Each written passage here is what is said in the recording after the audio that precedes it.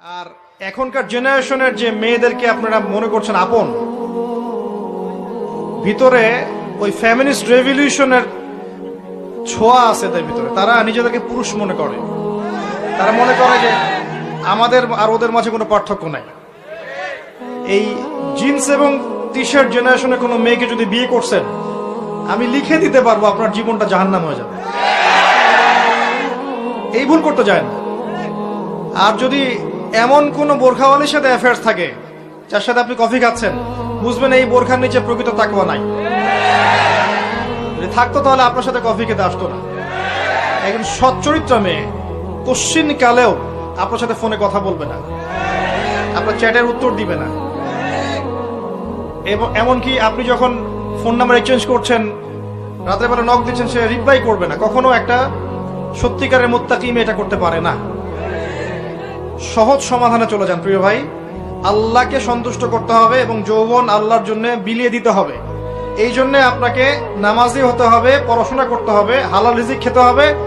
হালাল রিজিকের ব্যবস্থা করার পরে মেয়ে যদি পছন্দ হয়, কোনো মেয়েকে পছন্দ করেন, তার বাবাকে বিয়ের প্রস্তাব দেন, তার মাকে বিয়ের প্রস্তাব দেন। সাহসিকতার সাথে কাজ করেন, সাহসের সাথে যান, মেয়ের হাত চান। যদি মাশাআল্লাহ মেনে নেয় আলহামদুলিল্লাহ, যদি না মেনে নেয় আপনি জোর করেন না, আপনি ফিরে আসেন। ফিরে এসে আল্লাহর কাছে ইস্তেখারা করেন, সেজদায় দোয়া করেন, আল্লাহকে বলেন রব্বানা হাব লানা মিন আজওয়াজিনা ওয়া যুররিয়াতিনা কুররাতা আয়ুন ওয়াজআলনা লিল মুত্তাকিনা ইমামা। আল্লাহ আপনাকে এমন উৎস থেকে রিজিক দিবেন ইনশাআল্লাহ আপনি কল্পনা করতে পারবেন। তখন দেখবেন সত্যিকারের খাদিজা, সত্যিকারের আয়েশা রাদিয়াল্লাহু আনহুমা, তাদের মতো স্ত্রী আপনার ঘরে চলে আসছে ইনশাআল্লাহ। যখন আসবে তখন দেখবেন এই দুনিয়াটাতে আপনি জান্নাত পাবেন। এই দুনিয়াটা জান্নাত নয়, কিন্তু এই দুনিয়াতে যদি কারো ঘরে একটা নেককার স্ত্রী থাকে, সে ফিল করতে পারে জান্নাত কাকে বলে। এটা আল্লাহ পাক সবার তাকদীরে নসিব করেন না।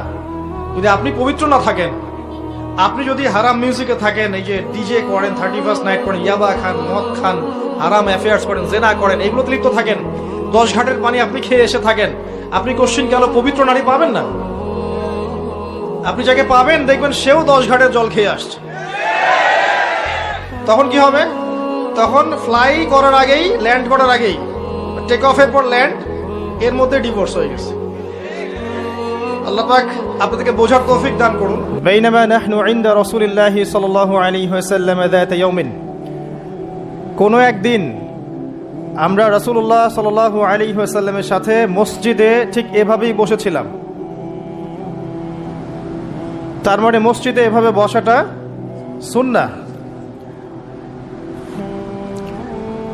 এরকম ভাবে যখন আল্লাহর বান্দারা আল্লাহর কোরআন, রাসূলের হাদিস এগুলো শোনার এবং শেখার জন্য বসে, রাসূল সাল্লাল্লাহু আলাইহি ওয়াসাল্লাম অন্য হাদিসে বলেছেন ফেরেশতারা, মালায়েকারা তাদেরকে ঘিরে রাখে এবং আল্লাহ পাকের পক্ষ থেকে সাকিনা এবং রহমত বর্ষিত হতে থাকে। শুধু তাই না, আল্লাহ রাব্বুল আলামিনের কাছে, আরশে আজিমের কাছাকাছি যে ফেরেশতারা আছেন, সম্মানিত ফেরেশতারা আছেন, তাদের সামনে আল্লাহ পাক এই বান্দাদেরকে নিয়ে গর্ব করতে থাকেন। কেন মালায়েকার সামনে গর্ব করতে থাকেন? কারণ মালায়েকা প্রথমে বলেছিল যে আমরা আপনার ইবাদত করি, তাসবিহ পাঠ করি, তাহলে কি জন্য আপনি এমন কাউকে সৃষ্টি করবেন পৃথিবীতে, মাইয়ুফসিদু ফিহা ওয়া ইয়াসফিকুদ দিমা, যে পৃথিবীতে এসে ফাসাদ সৃষ্টি করবে এবং রক্তপাত ঘটাবে। প্রকৃতপক্ষে মানুষ পৃথিবীতে এখন এই দুইটা কাজই বেশি করছে, ফাসাদ সৃষ্টি করা এবং রক্তপাত ঘটানো।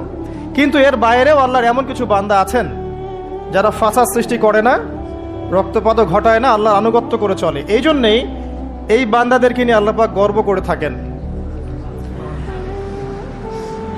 এছাড়াও রাসূল সাল্লাল্লাহু আলাইহি ওয়াসাল্লাম বলেছেন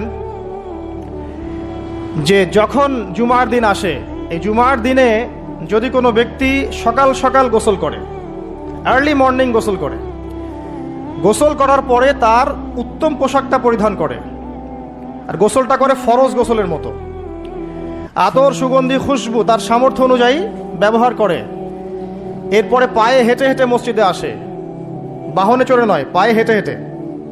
যদি আপনি অনেক দূরে থাকেন সেটা আলাদা কথা। এবং ইমামের কাছাকাছি বসে মসজিদে আসার পরে যতটুকু সম্ভব হয় সুন্নত পড়ে নিল, নফল পড়ে নিল, এরপর ইমামের কাছাকাছি এসে বসলো। ইমামের খুতবা শ্রবণ করে মনোযোগের সাথে। খুতবা শ্রবণ করার সময় কাউকে কষ্ট দেয় না। কাউকে কষ্ট দেয় না মানে হচ্ছে যে কেউ কথা বললে তাকে এতটুকু বলে না যে তুমি চুপ করো, কোনো কষ্ট দেয় না। ইমামের খুতবা শ্রবণ করে, নামাজ পড়ে ইমামের সাথে। এই ব্যক্তির আমল নামায় নবী সাল্লাল্লাহু আলাইহি ওয়াসাল্লাম বলছেন যে প্রত্যেক পদক্ষেপের বিনিময়ে 1 বছরের নফল নামাজ আর 1 বছরের নফল রোজার নেকি লেখা হয়। জুমার এই সমস্ত নেকি নষ্ট হয়ে যাবে যদি আমরা এখানে আদব রক্ষা করতে না পারি। ওমর রাদিয়াল্লাহু আনহু বলছেন, আমরা এভাবেই একদিন মসজিদে বসেছিলাম, হাত্তা তালা আলাইনা রাজুলুন, এমনকি আমাদের ভিতর দিয়ে একজন ব্যক্তি প্রবেশ করলো। আমি যে হাদিসটা বলছি এটা হচ্ছে হাদিসে জিবরিল, এবং মুফাসসিরিন মুহাদ্দিস উভয়েই তারা বলে থাকেন এই হাদিসটা হচ্ছে উম্মাহাতুল হাদিস, হাদিসের মা বা জননী। ইসলামের সবকিছু এখানে পাবেন ইনশাআল্লাহ আযজা ওয়া জাল। হাত্তা তালা আলাইনা রাজুলুন, এমনকি একজন ব্যক্তি প্রবেশ করলেন, শাদীদুল বায়াদিস সিয়াব, তার কাপড়টা ছিল অত্যন্ত চকচকা ধবধবে সাদা, ওয়া শাদীদুস সাওয়াদিশ শা'r, এবং তার চুলগুলো ছিল প্রচন্ড কালো, কুচকুচে কালো, অনেকটা আমাদের এই ভাইয়ের মতো। তো এখান থেকে বুঝতে পারলাম যে টিপটাপ পরিপাটি থাকা, উত্তম পোশাক পরা, সুন্দর স্মার্ট থাকা ইসলামের সুন্নাহ। আর আমরা খেয়াল করলে দেখবেন সবচাইতে খারাপ কাপড়টা পরে মসজিদে আসে, আর সেই ব্যক্তি মসজিদে আসলেন সবচেয়ে সুন্দর কাপড়টা পরে, তার সামর্থ্য অনুযায়ী সবচেয়ে সেরাটা। কারণ আমরা এখানে আল্লাহর সাথে দেখা করতে এসেছি। আর স্মার্ট থাকার জন্য রাসূলুল্লাহ সাল্লাল্লাহু আলাইহি ওয়াসাল্লামের চেয়ে স্মার্ট কোনো সুন্নাহ নাই। তিনি ছিলেন এই পৃথিবীর সবচেয়ে বিচক্ষণ, প্রজ্ঞাবান, handsome, smart people, smart human being people না, তাই না? তার চেহারার চেয়ে সুন্দর চেহারা কারো আছে? তার চেহারার চেয়ে সুন্দর চেহারা, তার চোখের চেয়ে সুন্দর চোখ, তার চেয়ে সুন্দর করে কথা বলা, তার চেয়ে সুন্দর শারীরিক গঠন, তার চেয়ে সুন্দর গায়ের গন্ধ, তার চেয়ে সুন্দর করে হাঁটা, মানুষের সাথে মেশা, ইবাদত করা, আমল করা, আল্লাহর জন্য সেজদা করা, কান্নাকাটি করা, যত কাজ নবী সাল্লাল্লাহু আলাইহি ওয়াসাল্লাম করতেন তার চেয়ে সুন্দর করে কেউ করতে পারবে? তো আজকের যুব সমাজ নবী সাল্লাল্লাহু আলাইহি ওয়াসাল্লামের আদর্শ বাদ দিয়ে অন্যান্য পশ্চিমা আদর্শ গ্রহণ করেছে, অথচ তারা বুঝতে পারে নাই সবচাইতে স্মার্ট পিপল হচ্ছেন, হিউম্যান বিং হচ্ছেন on the face of the earth রাসূলুল্লাহ সাল্লাল্লাহু আলাইহি ওয়াসাল্লাম। তো আমরা সবাই তার সুন্নাহ ফলো করতে পারি না? এই ব্যক্তি যখন মসজিদে আসলেন তার গায়ে ধবধবা সাদা পোশাক ছিল, আর সাদা পোশাক পরা নবী সাল্লাল্লাহু আলাইহি ওয়াসাল্লামের সুন্নাহ, তিনি এটা পছন্দ করতেন। চুল ছিল কালো, লা ইউরা আলাইহি আসারুস সাফার, তাকে দেখে মনে হচ্ছিল না যে সে সফর করে এসেছে, মানে কোনো ক্লান্তি নাই তার মধ্যে। আমরা মসজিদে আসলে ক্লান্ত হয়ে যাই, সমস্ত কাজকর্ম শেষ করে ক্লান্ত হয়ে মসজিদে আসি, আর তাদের সুন্নাহ ছিল তারা মসজিদে আসলে প্রাণ ফিরে পেতেন, আর আমরা মসজিদে আসলে ঘুমাই। এই যে আমি খুতবা দিচ্ছি, দেখবেন অনেকে ঘুমাবে। একটা আমল বলে দেই, যদি জুমার দিনে মসজিদে এসে ঘুম ঘুম লাগে তাহলে জায়গা চেঞ্জ করবেন, আপনি সরে যাবেন আরেক জায়গায়, আরেক ভাইকে ওই জায়গা দিবেন, দেখবেন ঘুম চলে যাবে ইনশাআল্লাহ। আর একটা দোয়া পড়বেন, আউযু বিকালিমাতিল্লাহি তাম্মাতি মিন শাররি মা খালাক, এই দোয়াটা পড়বেন, আউযু বিকালিমাতিল্লাহি তাম্মাতি মিন শাররি মা খালাক। লা ইউরা আলাইহি আসারুস সাফার, তাকে দেখে মনে হচ্ছিল না সে সফর করে এসেছে। ওয়ালা ইয়ারিফুহু মিন্না আহাদ, এবং তাকে আমাদের এই মদিনার কেউই চিনে না, আননোন একটা ফেস, অপরিচিত মানুষ, মনে হচ্ছে আকাশ থেকে টুপ করে পড়েছে। এই কথাগুলো কে বলছেন? ওমর রাদিয়াল্লাহু তাআলা। ওমর রাদিয়াল্লাহু আনহু খুবই বিচক্ষণ সাহাবী এবং খুবই দূরদর্শিতা সম্পন্ন, সূক্ষ্মদর্শী। এবার সেই ব্যক্তি হাত্তা জালাসা মা নবী সাল্লাল্লাহু আলাইহি ওয়াসাল্লাম, এমনকি সে এসে নবী সাল্লাল্লাহু আলাইহি ওয়াসাল্লামের সাথে বসে পড়লো। কিভাবে বসলো? ফাসনাদা রুকবাতাইহি ইলা রুকবাতাইহি, তার এই যে দুই হাঁটু তাশাহুদের সময় আমরা যেমন করে বসি, এইভাবে হাঁটুর সাথে হাঁটু লাগিয়ে বসলেন। ওয়াদাআ কাফাইহি আলা ফাখিজাইহি, এবং তার দুই হাত এটা নবী সাল্লাল্লাহু আলাইহি ওয়াসাল্লামের রান উরু এর উপরে রাখলেন। চিন্তা করেন, দৃশ্যটা চিন্তা করেন। তো এই ব্যক্তি কিছু জানতে এসেছে। তো টিচারের কাছে ওস্তাদের কাছে এই যে শিক্ষার্থী যাচ্ছেন, তালেবে ইলম ওস্তাদের কাছে যাচ্ছেন, আদবটা খেয়াল করেছেন? ওই জায়গায় আমাদের জেনারেশনে কেউ থাকলে কি বলতো বলেন তো? হুজুর একটু তাকান দিকে, এটাই বলতো। মুসাফা করে হুজুর একটু দোয়া করে নেওয়ার জন্য, একটু তাকান হুজুর, একটা ছবি নিব খালি।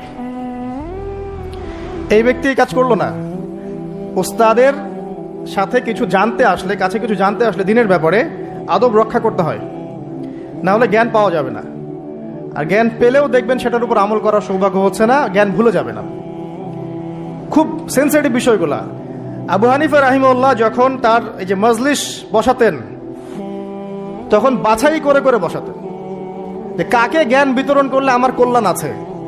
একটা হাদিস আছে, ফয়জুল কালাম বইয়ের মধ্যে পাবেন, যে আব্দুল্লাহ ইবনে মাসউদ রাদিয়াল্লাহু আনহু তিনি বর্ণনা করেছেন যে যদি আলেম ওলামায়ে কেরাম যদি সঠিক পাত্রে জ্ঞান বিতরণ করতেন, তাহলে ওলামায়ে কেরাম হতেন পৃথিবীর বুকে সবচেয়ে সম্মানিত এবং তারা নেতৃত্ব দিতেন।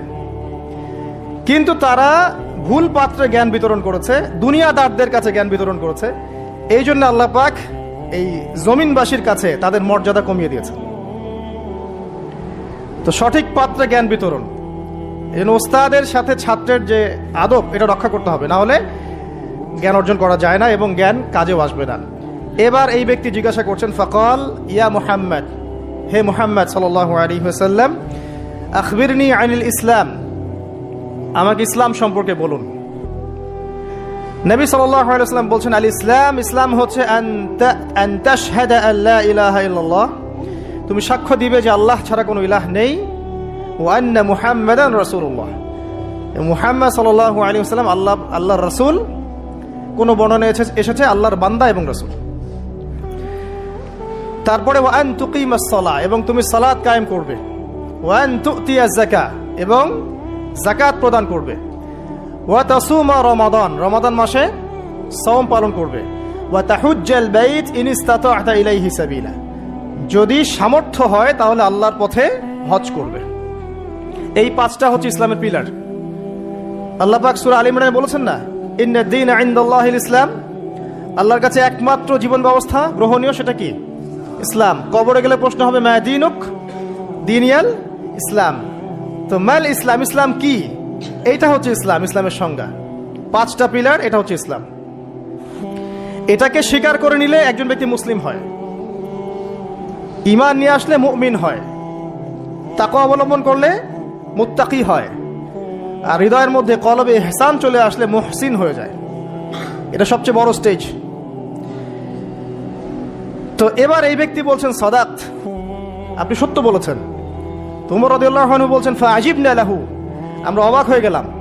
ইয়াসআলুহু ওয়া ইউসাদ্দিকুহু, এই ব্যক্তি নিজেই প্রশ্ন করলো, নিজে আবার সত্যায়ন করলো। এটা কি হয় কখনো? কেউ যখন জানতে আসে কিছু টিচারের কাছে, সে কি সত্যায়ন করতে পারবে আপনার কথা ঠিক আছে এটা বলতে পারবে? তার মানে সে আগে থেকে উত্তর জানতো। তো উমর রাদিয়াল্লাহু আনহু কিন্তু এখন খুব কনসিয়াস, এই ব্যক্তি কে আসলে। এইটুকু আমরা একটু আলোচনা করে নেই। নবী সাল্লাল্লাহু আলাইহি ওয়াসাল্লাম এখানে বলেছেন ইসলাম মানে হচ্ছে সাক্ষ্য দেয়া লা ইলাহা ইল্লাল্লাহ এবং মুহাম্মাদুর রাসূলুল্লাহ। এই তো এর মানে হচ্ছে, খুব সংক্ষিপ্ত আকারে বলছি, খুতবায় অনেক বড় বলার সময় থাকে না। এর মানে হচ্ছে আমাকে তাওহীদের উপর থাকতে হবে এবং শিরক থেকে দূরে থাকতে হবে। আর মুহাম্মাদুর রাসূলুল্লাহ মানে হচ্ছে আপনাকে সুন্নাহর উপর থাকতে হবে, বেদাত থেকে দূরে থাকতে হবে। আবার বলছি, লা ইলাহা ইল্লাল্লাহ সাক্ষ্য দেওয়ার মানে হচ্ছে তাওহীদের উপর থাকতে হবে, শিরক থেকে দূরে থাকতে হবে। আর মুহাম্মাদুর রাসূলুল্লাহ, এই সাক্ষ্য দেওয়ার অর্থ হচ্ছে আমাকে নবীর সুন্নাহর উপর থাকতে হবে, বেদাত থেকে দূরে থাকতে হবে। তাওহীদ আপনারা জানেন, তাওহীদে রুবুবিয়্যাহ, তাওহীদে উলুহিয়্যাহ, একটা কি তাওহীদে আসমা ও সিফাত। মানে একমাত্র আল্লাহকেই সৃষ্টিকর্তা, পালনকর্তা, রিজিক দাতা, জীবন মৃত্যুর মালিক, বিধান দাতা, সন্তান দাতা, হায়াত মতের মালিক, সবকিছু কোথা থেকে হয়? আল্লাহ থেকে। এই কনসেপ্টের নাম হচ্ছে লা ইলাহা ইল্লাল্লাহ। আর যদি কেউ আল্লাহর সাথে শিরক করে, মানে কেউ মনে করে আল্লাহ ছাড়া কোনো সৃষ্টিকর্তা আছেন, বা আল্লাহ নাই, বা আল্লাহ আছেন আরো কেউ আছে, অথবা কেউ যদি আল্লাহ ছাড়া অন্য কারোর জন্য সেজদা করে, অন্য কারো কাছে দোয়া করে, অন্য কারো কাছে সন্তান চায়, অন্য কোথাও নজর করে, অন্য কোথাও মানত করে, আল্লাহ ছাড়া অন্য কারো নামে কসম করে, ঠিক আছে, তাকদীরকে অস্বীকার করে, দুনিয়ার জন্য দিনের জ্ঞান অর্জন করে, ঠিক আছে, তারপর আল্লাহ ছাড়া অন্য কারো কাছে সন্তান চায়, এরকম অনেক বিষয় আছে। এই কাজগুলোতে কেউ যদি লিপ্ত হয় তাহলে সে কি করবে? শিরক করবে।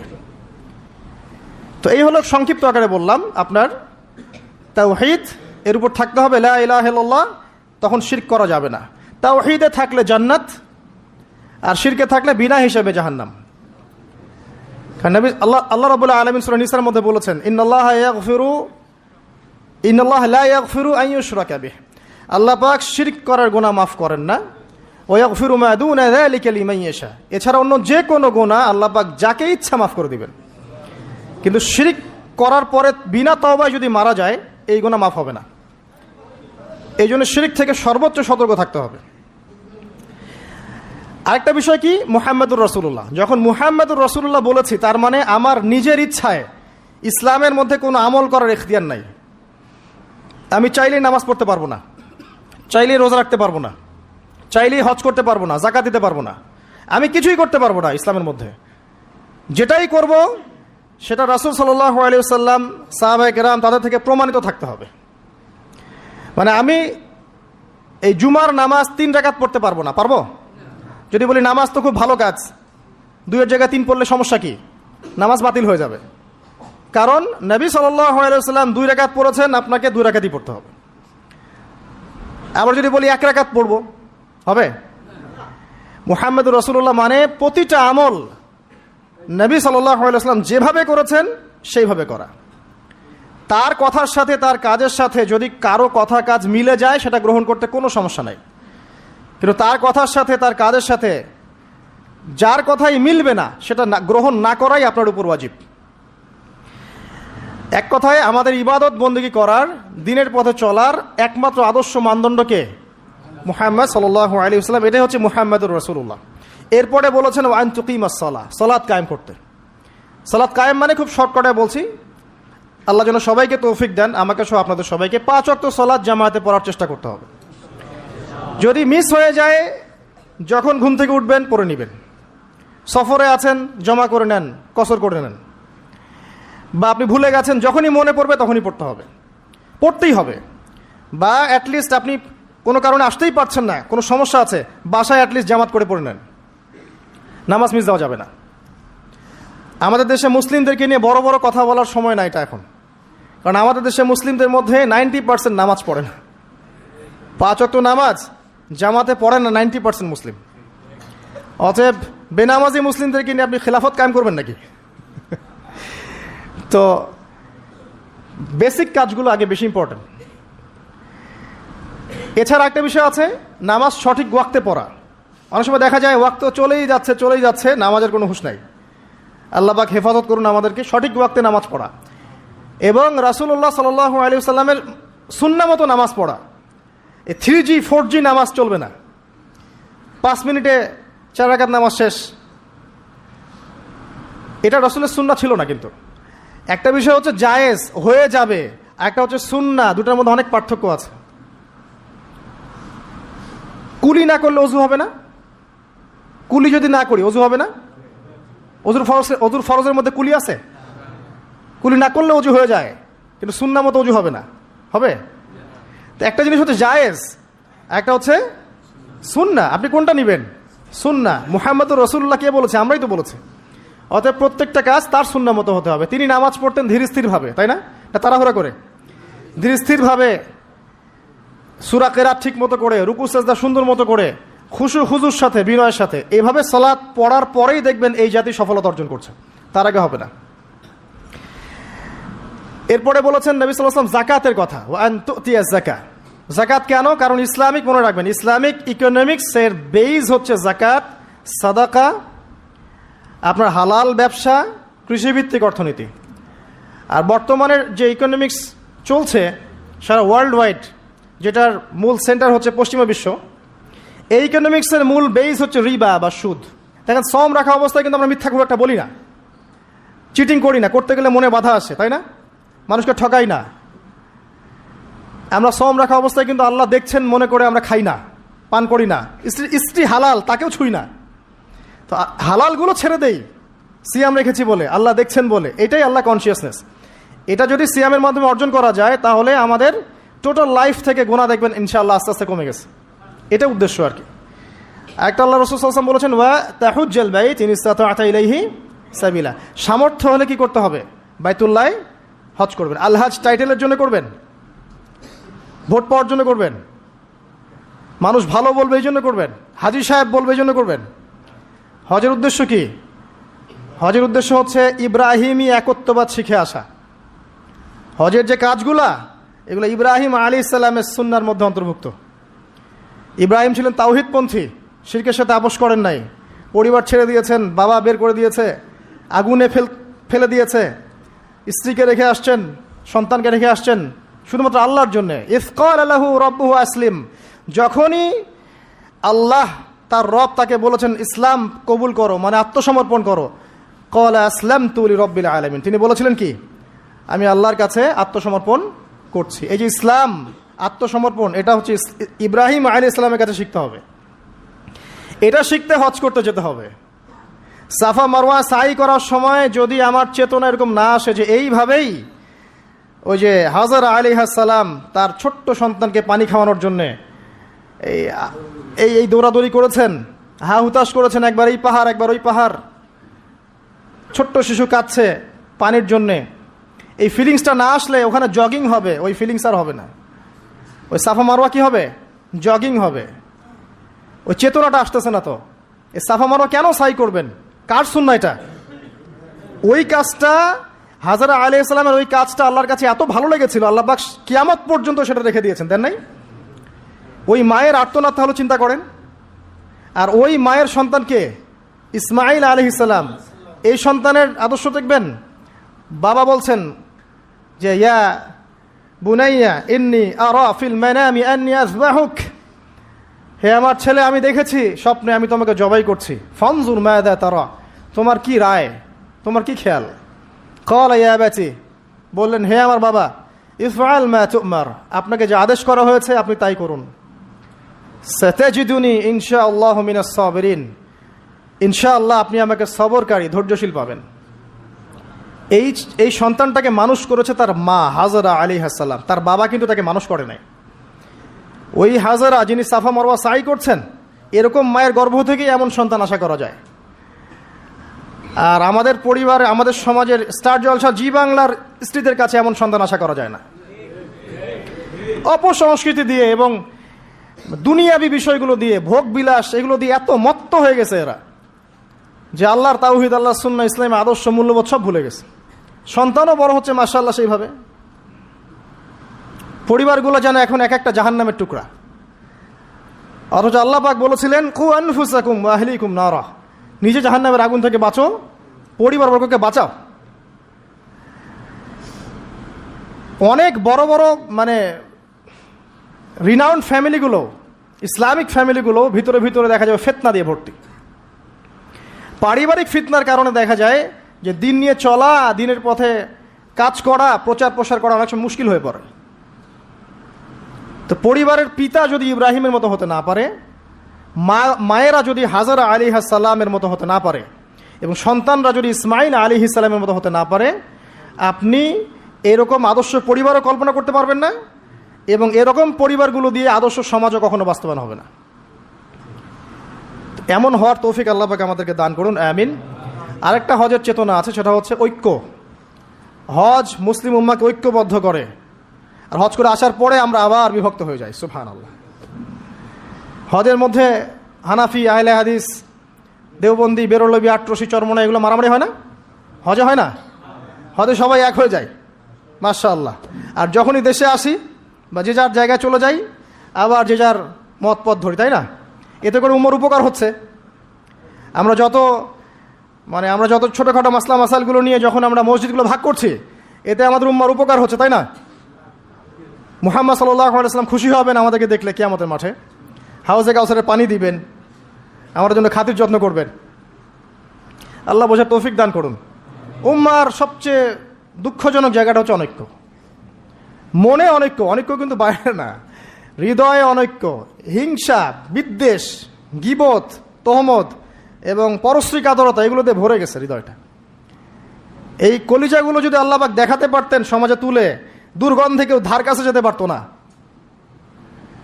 এই কলিজাগুলো যদি আল্লাহ পাক বের করে দেখাতেন সমাজে, এই দেখো অমুকের কলিজা এমন, দুর্গন্ধে কেউ ধার কাছে যেতে পারতো না। আত্মশুদ্ধি অর্জন করা ব্যতীত ইসলামের অন্যান্য আমলগুলো অন্তঃসার শূন্য। আল্লাহ পাক বোঝার তৌফিক দান করুন, আমিন। এবার এই ব্যক্তি দ্বিতীয় প্রশ্ন করেছে, ইয়া মুহাম্মদ আখবিরনি আনিল ঈমান, আমাকে বলুন ঈমান কাকে বলে? নবী সাল্লাল্লাহু আলাইহি ওয়াসাল্লাম বলছেন, আল ঈমান, ঈমান হচ্ছে আন তুমিনা বিল্লাহ, তুমি আল্লাহর প্রতি বিশ্বাস করবে, এক নাম্বার। ওয়া মালাইকাতিহি, তার ফেরেশতাগণের প্রতি বিশ্বাস করবে। ওয়া কুতুবিহি, তার কিতাব সমূহের প্রতি। ওয়া রুসুলিহি, তার রাসূলগণের প্রতি। ওয়াল ইয়াউমিল আখির, পরকালের প্রতি। ওয়াল কদরি খায়রিহি ওয়া শাররিহি, তাকদীরের ভালো মন্দের প্রতি। আল্লাহর প্রতি ঈমান তো বোঝেন, যেটা বললাম তাওহীদ, ওটাই আল্লাহর প্রতি ঈমান। দুই নাম্বার হচ্ছে মালায়েকা, ফেরেশতাদের প্রতি বিশ্বাস করেন তো? সবাই বিশ্বাস করে না। এখনকার জেনারেশনে মানুষ এলিয়েনে বিশ্বাস করে, ফেরেশতায় বিশ্বাস করে না। বাসা থেকে যখন বের হয়েছেন, বিসমিল্লাহি তাওয়াক্কালতু আলাল্লাহ লা হাওলা ওয়ালা কুওয়াতা ইল্লা বিল্লাহ, সাথে সাথে ফেরেশতা আপনার সাথে চলে আসছেন। রাত্রেবেলা যখন ঘুমানোর সময় পড়েছেন আল্লাহু লা ইলাহা ইল্লা হুয়াল হাইয়ুল কাইয়ুম, এখান থেকে শেষ পর্যন্ত আয়াতুল কুরসি, একজন ফেরেশতা আল্লাহর পক্ষ থেকে আপনাকে পাহারা দিয়েছে। আপনার ডানে বামে দুজন ফেরেশতা আছেন, কিরামান কাতিবিন ইয়ালামুনা মা তাফআলুন। কবরে ফেরেশতা আসবে, মৃত্যুর সময় ফেরেশতা আসবে। আল্লাহ রাসূল সাল্লাল্লাহু আলাইহি ওয়াসাল্লাম যখন মেরাজে গিয়েছেন, বাইতুল মামুরে ফেরেশতা দেখেছেন, তার কাছে জিবরাইল আলাইহিস সালাম আসতেন, ওহী নিয়ে এসেছেন। ফেরেশতার তার কাছে এই ফেরেশতার 600-র মতো পাখা ছিল। আল্লাহ পাকের এমন ফেরেশতা আছেন যার একটা ফুৎকারে এই মহাবিশ্ব ধ্বংস হয়ে যাবে অচিরেই।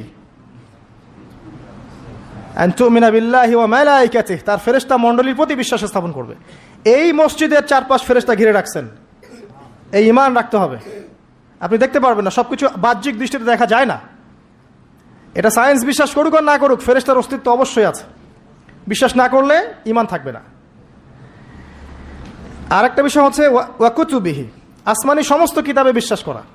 আমরাই একমাত্র জাতি, ভালো করে মনে রাখবেন, আমরা মুসলিমরাই একমাত্র জাতি যারা তাওরাত, জাবুর, ইনজিল সহ যত আসমানি কিতাব আছে সবগুলোর প্রতি ঈমান রাখি। ইহুদিরা কি কোরআনে বিশ্বাস করে? নাসারারা কি কোরআনে বিশ্বাস করে? আমরা ওদের তাওরাতেও বিশ্বাস করি, জাবুরেও বিশ্বাস করি। তো কারা অসাম্প্রদায়িক? এই যে একটা ট্যাগ লাগিয়ে দেওয়া হচ্ছে এখন, তাহলে কারা অসাম্প্রদায়িক? ওয়া রুসুলিহি, প্রত্যেকটা রাসূলকে আমরা বিশ্বাস করি। আল্লাহর পক্ষ থেকে যত রাসূল এসেছেন সবাইকে কি করি? আমরা বিশ্বাস করি। লা নুফাররিকু বাইনা আহাদিম মিনহুম, তাদের কারো মাঝে আমরা কোনো পার্থক্য করি না।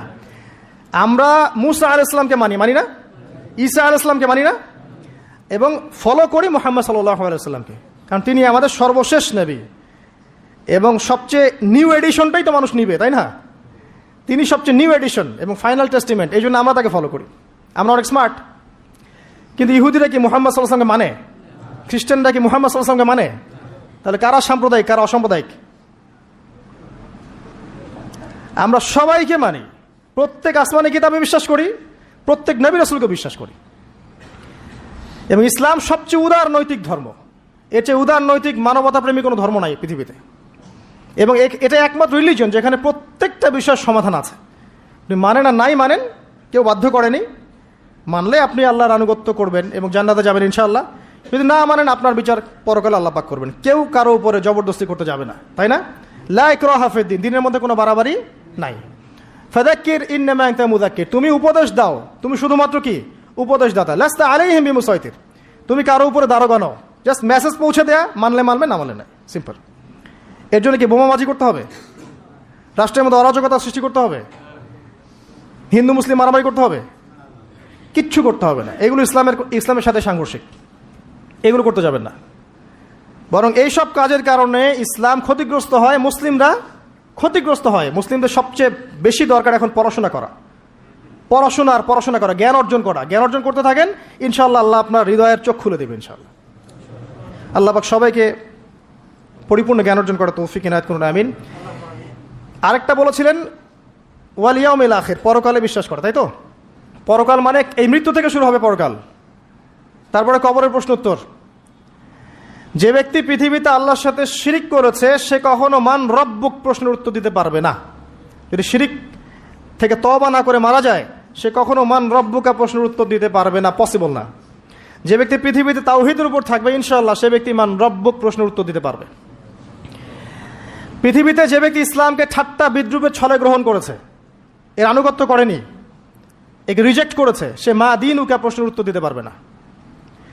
পৃথিবীতে যে ব্যক্তি রাসূল সাল্লাল্লাহু আলাইহি ওয়াসাল্লামের আদর্শ মতো চলেনি, মান নবিয়ুকা বা মান হাযার রাজুল বুইসা ফিকুম, এই প্রশ্নের উত্তর দিতে পারবে না। আর বিশ্বাস করেন যারা এই তিনটা প্রশ্নের উত্তর দিতে পারবে, অর্থাৎ তাওহীদপন্থী, সুন্নাহপন্থী এবং দিনকে পরিপূর্ণরূপে গ্রহণকারীরা, তাদেরকে আরও একটা প্রশ্ন করা হবে।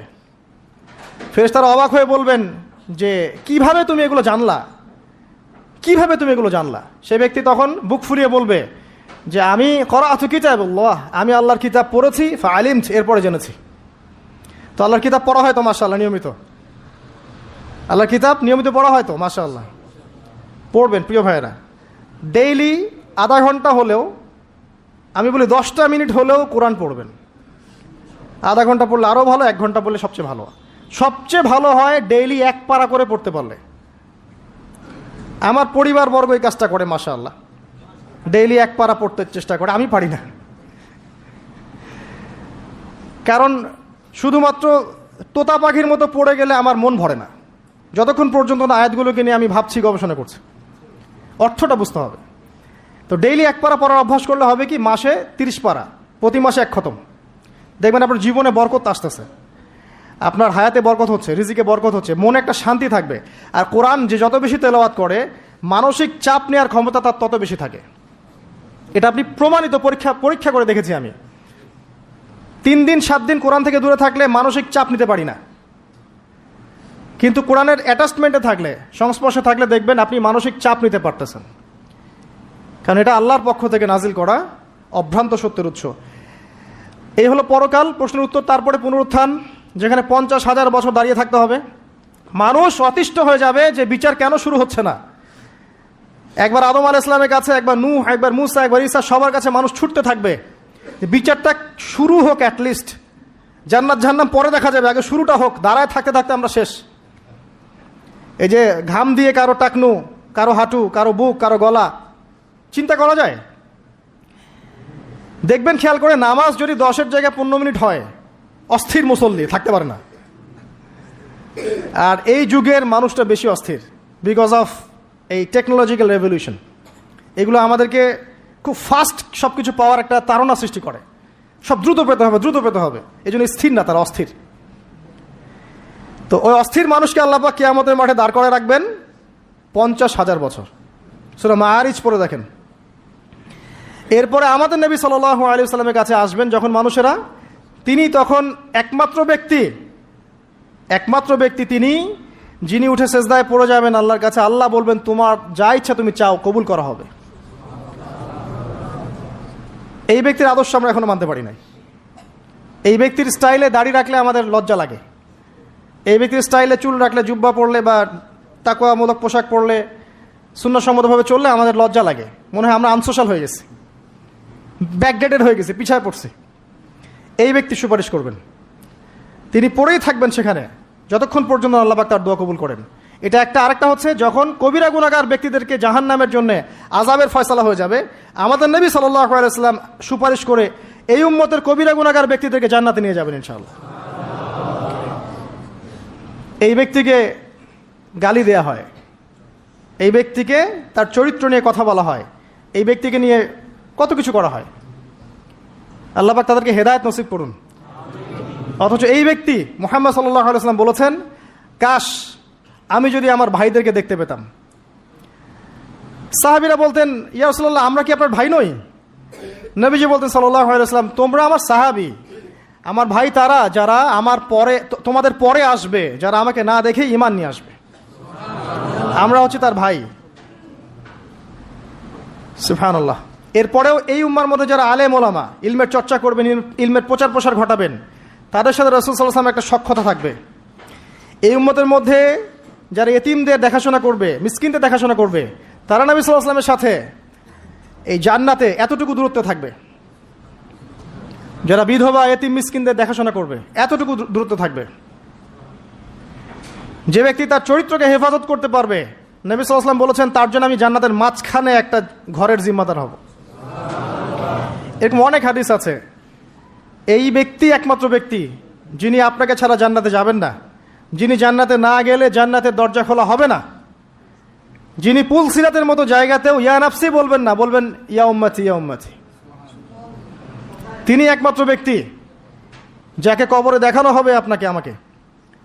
তিনি একমাত্র ব্যক্তি যিনি অঝর নয়নে আমাদের জন্য কেঁদেছেন রাতের বেলা আল্লাহর কাছে, যিনি হাউজে কাউসারে থাকবেন আমাদের জন্য, যাতে আমরা পানি পান করতে পারি। আল্লাহ পাক আমাদেরকে রাসূল সাল্লাল্লাহু আলাইহি ওয়াসাল্লামের সুন্নাহ পরিপূর্ণরূপে